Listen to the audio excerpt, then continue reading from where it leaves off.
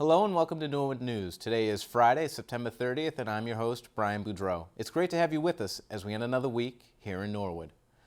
This week on Norwood News, we get ready for Halloween Fest coming up. Norwood holds an auction, and we learn about a triple dip La Nina. But first, we asked you a couple of weeks ago, are you ready for some football? The town was so ready for the first game under the lights last week, and even though the Mustangs fell short, it was a great night for the community. Superintendent Thompson explains how the finishing touches all came together. Okay, new turf field. We are really excited about this. This is, as you know, not only brand new turf, and with that comes upgraded cushioning and all of that sort of stuff, but also a fully functioning track. Our track was well worn, let's say, and lights. New lights, not like old lights. They are very focused on the field, do not bleed into the community. We had our first, we're calling it a soft opening. It was kind of a surprise opening. This field, as you know, community members, was supposed to be finished in August so we could start using it immediately in September. And this is not any fault of facilities, the town process, or even the companies. It was a supply chain issue of getting not only the carpet, if you will, but also the fill for the field, as well as now rain delayed some of the painting. So for the track lanes. So all that is now painted, but we were able to kind of sneak in a game against Silver Lake last Friday. That was our first kind of soft opening. We have received the keys to the kingdom, if you will, and so we will be fully operational tomorrow. There is plans for practices on the field, use of the field, so we're really excited about the first day of use. There will be, I believe, another game this Friday, football game this Friday. The intention is to have multiple different teams be able to play on the field, and at night we will have to take turns.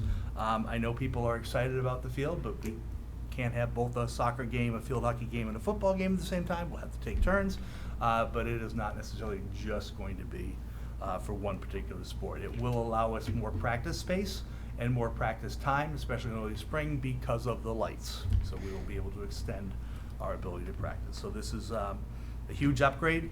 Want to thank the community. Want to thank town meeting for supporting this project. I'm really excited that Norwood students will have a chance to play under the lights, making it easier for families and entire families to maybe come to a game, and that being another positive aspect of our athletics program. I am so excited to get out there and catch all the sport teams that will be able to enjoy the field. The Recreation Department is happy to announce their third annual Fall Fest, a 4-day event starting next Thursday with events running for all ages. Katie Seastead has all the details.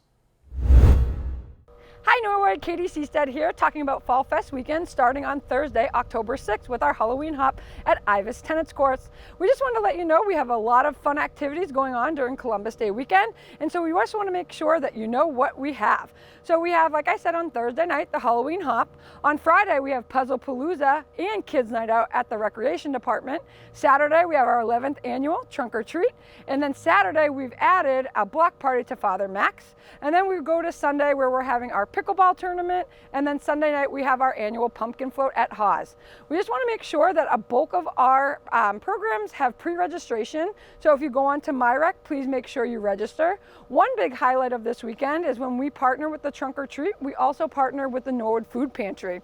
That's right, if you register, we're asking everyone to bring $1 or canned goods so that way you can donate it to the Norwood Food Pantry. We look forward to seeing you at Fall Fest weekend. We hope you have a wonderful weekend and can come to at least one of the events, if not all.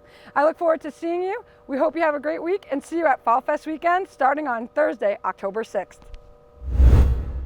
We'll be right back with an update about the Town Electric Vehicle Program, and we will learn about a triple dip La Nina. Mark your calendars, there are some exciting upcoming events happening at the Morrill Memorial Library.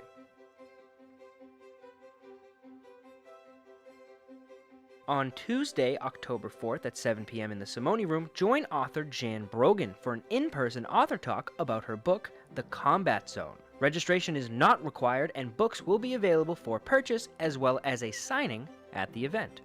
On Thursday, October 6th, join artist-in-residence Sananda Sahay for the Madhubani Art Workshop for teens and adults. This is supported by both the Norwood and Mass Cultural Council and is located in the Simone Room. Friday, October 7th at 10 a.m. is a virtual program on Zoom with Professor Rachel Cobb, The Challenge of Democratic Legitimacy in Turbulent Times. This program is brought to you by the Ashland Public Library and Morrill Memorial Library, and registration is required. Sananda Sahay will be hosting another Madhubani workshop, this time only for kids, on Thursday, October 13th at 4 p.m. in the Simone Room. Registration is required for this event. And on Friday, October 14th, there will be a Nature in Your Neighborhood and Family Nature Walk / art project. Guide Chris Paddock will take you on a nature walk at Endine Park from 10 to 11 a.m. and then following that, from 12 to 1 p.m., there will be an art class at the library. Note, families must be able to attend both parts of the program, and registration is required. The Morrill Memorial Library is an important resource for the town of Norwood. To learn more about the programs the library offers, visit their website at norwoodlibrary.org or give them a call at 781-769-0200. Weather patterns this year have been a little out of the ordinary, but have you ever heard of a triple dip La Nina? Well, me either, but we're in luck because Norwood's own Joe Della Carpini of the National Weather Service fills us in on the triple dip.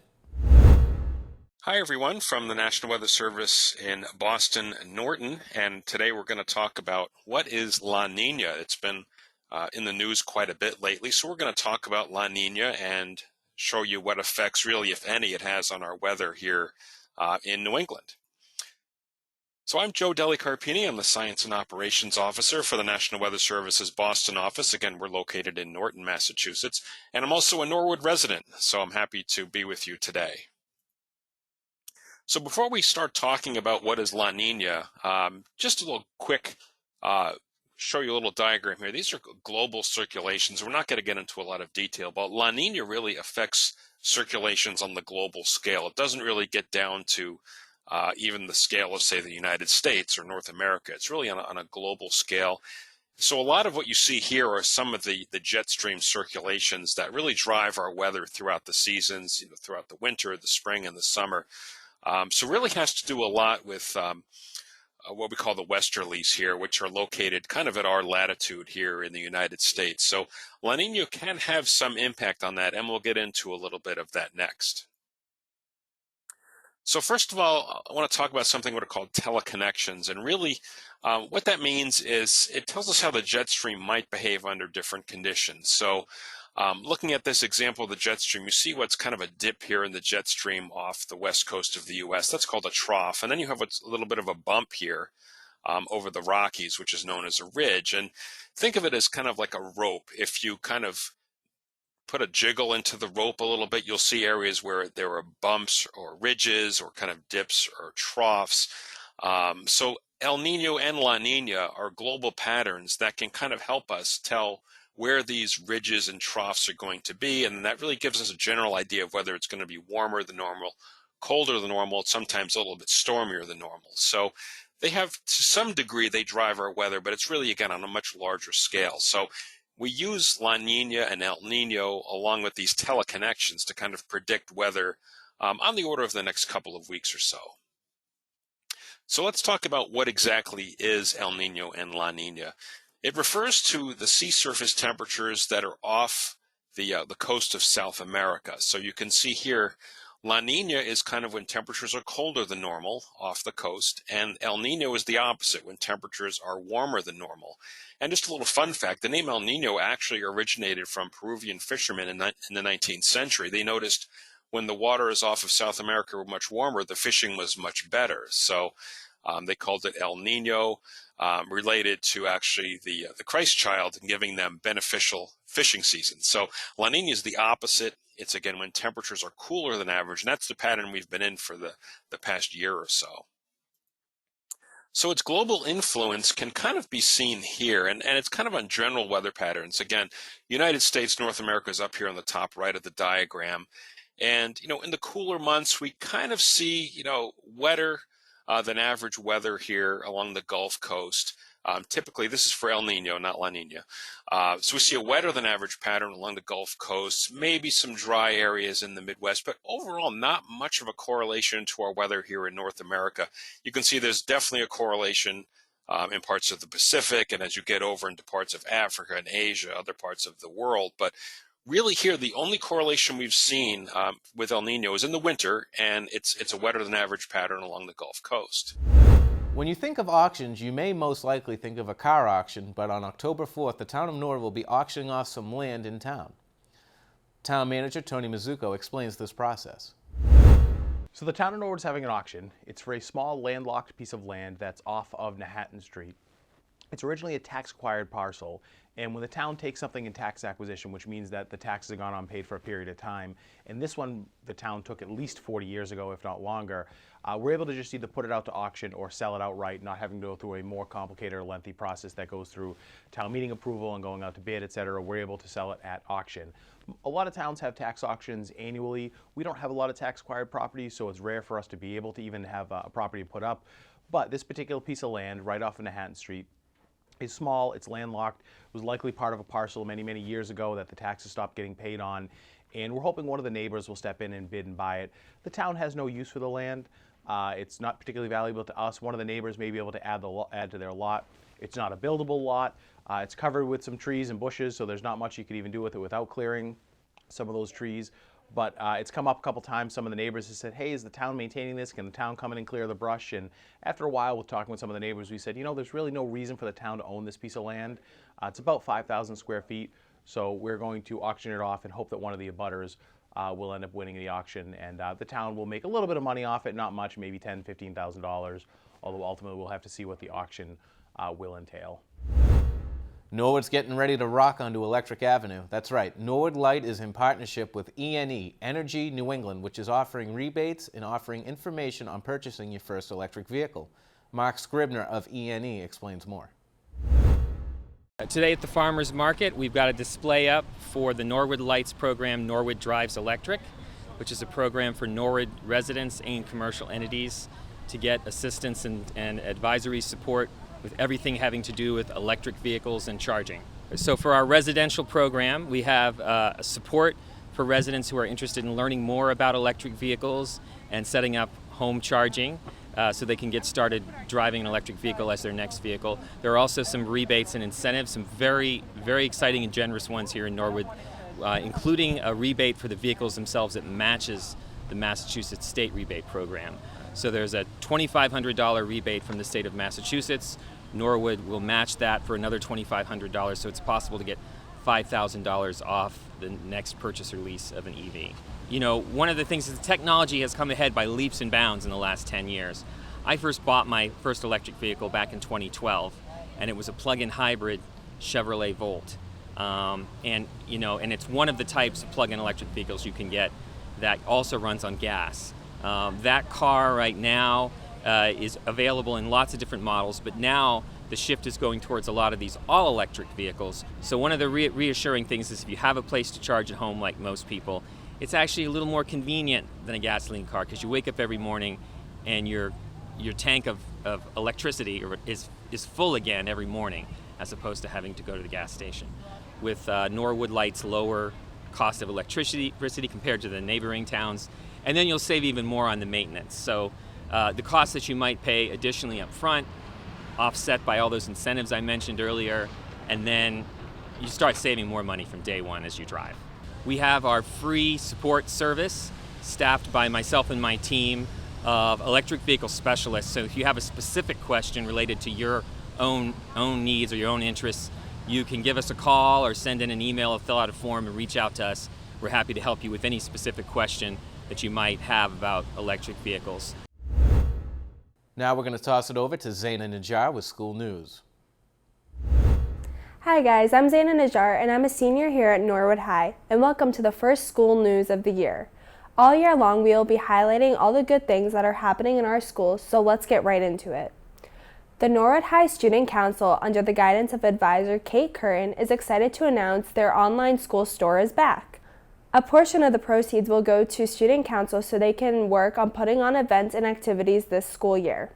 The store features the traditional pink and blue 23 senior shirts, as well as Pack the Barn shirts and many other fun items. The fall store is open from now until midnight on October 2nd with expected delivery late October. All items will be shipped to the school for pickup. The Coakley Middle School has a great turnout for their open house. Parents had the chance to meet their teachers and learn more about the classroom curriculum and expectations. Special thanks to the student volunteers who came back to school and helped out.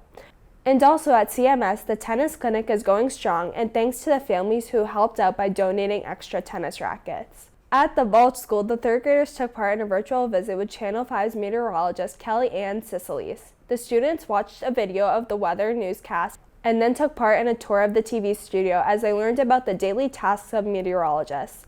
The students also learned about extreme weather and how forecasters predict weather. Lastly, Ms. Sicilis answered any questions the student had about weather. Third grade teacher Julie Kayer said it was a wonderful way for the classes to kick off our science unit on weather. One of the first things you'll see when you enter the Cleveland School is a brand new mural. New principal Carrie Hutchins and art teacher Christina Teja collaborated on the project, and seeing the rising sun as you walk in is a great way to start off the day. The Cleveland also celebrated International Dot Day on September 15. Dot Day is a global celebration of creativity, courage, and collaboration. Dots were seen all over the school, and students created artwork that allowed them to make their own mark. The Cleveland PTO is having a fundraiser at Jake and Joe's on Thursday, October 13th. Stop by, grab something to eat, and support the Cleveland School. At the Oldham, third grade did a book tasting. They visited tables to look at books from various genres to find books that they wanted to read. In the process, they learned about aspects of different genres, how to preview a book, and how authors hook a reader in the first few pages. Here are second graders at the Prescott and Miss Healy's class working on math centers. Some are playing partner games, Freckle, or working with the teacher. The Willett and Little Mustang PTO is having a bike-a-thon on Sunday, October 2nd. Students will ride their bike, scooter, or tricycle for 15 minutes around the course at the Willett. They will also have some exciting raffle opportunities. They are asking each sponsor to pledge a total amount for the 15 minutes for the bikers are riding. This is a great way for the kids to have some fun, get some exercise, and support our schools. The Little Mustangs have been busy at school learning new routines and working on their independent skills. For many of these children, this is their first experience in a school setting, and they are adjusting well. One of the important skills children learn is about safety, whether it is how to walk from one place to another in the school or crossing the parking lot safely with a grown-up. These are important skills for the children to practice every day. This week, the Little Mustangs practiced a fire drill. They watched a short video so children could see and hear what a fire drill looks like before it happened, as the noise can be very loud and scary. Once the fire drill happened, the children were prepared and were all able to line up quietly and meet outside their meeting area. Once they got the thumbs up from Principal Mr. B, they walked back to their classrooms without missing a beat. It's never too young to talk to your child about fire safety, and the Norwood School suggests that you and your family have a plan on what to do and where to meet if there's ever a fire emergency. And finally, in the fine arts news, elementary students in grades 4 and 5 were shown instruments they will learn to play if they choose to participate in band or orchestra this year. Elementary instrumental music teachers Alana Lawrence, Larry Smith, and Amy Bedard demonstrated the instruments of the string, woodwind, brass, and percussion families to each students in each elementary school. Brian Riley, principal at the Prescott School, was able to give the viola a try. The instrumental music program in Norwood has always been very popular, and close to 400 students have enrolled in elementary band and orchestra this year. Well, that's it for school news. The students are always learning, and thanks to all the educators who share their school news with us. Now let's send it over to sports with Ron Marshalsea. I'm Ron Marshalsea, and this is your Sports Update. Last Friday was the first football game under the brand new lights for the Mustangs. The students showed up in all USA gear to support the team, even with the grueling winds. The cheerleaders were able to perform under the lights for the first time at the half, and the football team did their best against a tough Silver Lake team, losing 14-6. This game was a ground and pound, run it up the middle like it's no tomorrow kind of game. Silver Lake spent the entirety of the third quarter with the ball, and the Mustangs didn't even touch it until the fourth. The Mustangs were fighting until the final quarter, with the touchdown coming from junior Matty Mahoney as he ran it in from 30 yards out. The team hopes to even their 1-2 record against Medfield under the new lights. The golf team has won 4 in a row with wins over Dedham, Millis, and 2 over Bellingham. On Tuesday, NCM headed to the Norwood Country Club for the second match against Bellingham, and it was a beautiful day for golf. Mark Hoover provided the play-by-play, and you'll be able to watch the match right here on NCM. The Mustangs swung and putted their way to a 254-279 win, and Dom Canidi and Zach Badger had the low scores of 40 and 41. Field hockey fell to Dover Sherborne on Wednesday 2-0. They are now 3-3-1 and hope to bounce back with a win when they travel to Medway for their next game. After a tough couple of losses, the volleyball team bounced back with a big 3-0 win over Walpole. They are now 2-7 on the season and look to keep the winning going when they host Dedham today at 5. Both cross-country teams had tough losses to Medfield this week, but the bright spot were the two Dillons, Hamway and O'Brien, coming in first and second, respectively. On commentary for this meet was Joe Pinola, and he talked with Hamway and O'Brien about their race and how they felt. You know, there's so many memories here, but yeah, I'm happy I ended on a good race. Yeah, it's a good race, like Obi said. Great memories. Tough way to go out with the loss, but we'll bounce back and hopefully go 3-2 next week. I was focused on myself, but at the same time, just making sure Dylan can maintain second and just take a couple peaks behind, but maintain focus on me finishing. And Dylan, I know having the two of you as such strong runners is a big boon to the Norwood program. Does it help your times running with each other so close behind? Because you've got our top runner right in front of you, and I'm sure sometimes it's the other way around. Yeah, I mean, it definitely helps. I push myself to try and stay with them as long as I can, so it always improves my times. Well, wonderful. Congratulations, guys, and a good career here at home, and good luck the next couple of meets at the Invitational. Thank you. The girls had great races from senior Ayush McKay and sophomore Nyla Dos Santos. And shout out to Dylan O'Brien, who placed 12th out of 187 runners in the 3,000 meter run at the Frank Kelly Invitational that was held in Rentham. Great job, Dylan. And that will do it for this sports update. I'm Ron Marshallsea. And Norwood News will be right back after this break. Did you know Norwood Community Media has a weekly newsletter? If you are interested in signing up, all you have to do is go to our website, norwoodcommunitymedia.org. Once you're there, scroll to the bottom of the page and click on the Sign Up for Our Newsletter button. All you have to do after that is fill out your first and last name, your email, as well as your zip code.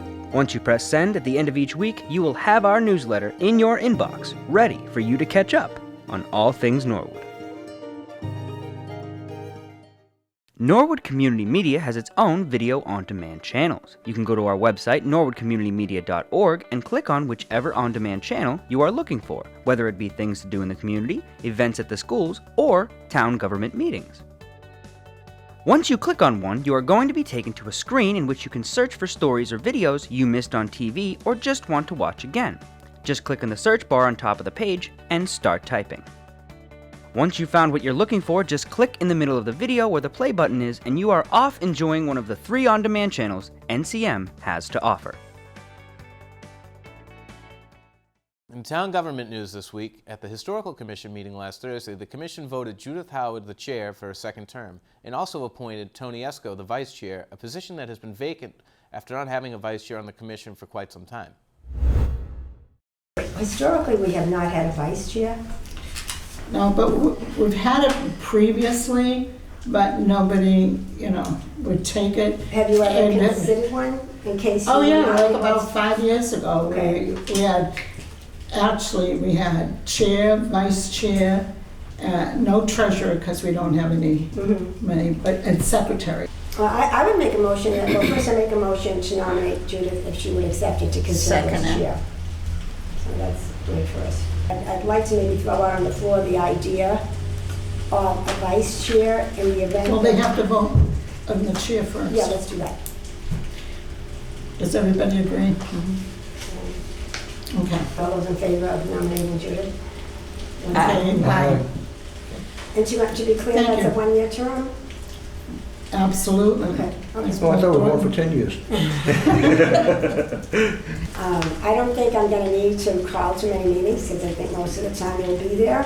But I just think it's a good idea, personally. It's an excellent idea. Absolutely. I will. As vice chair? I would, yes. Okay. Second it. Okay. You want to talk all in favor? Aye. Aye. Any discussion? No? No? That's fine. So Tony is vice chair.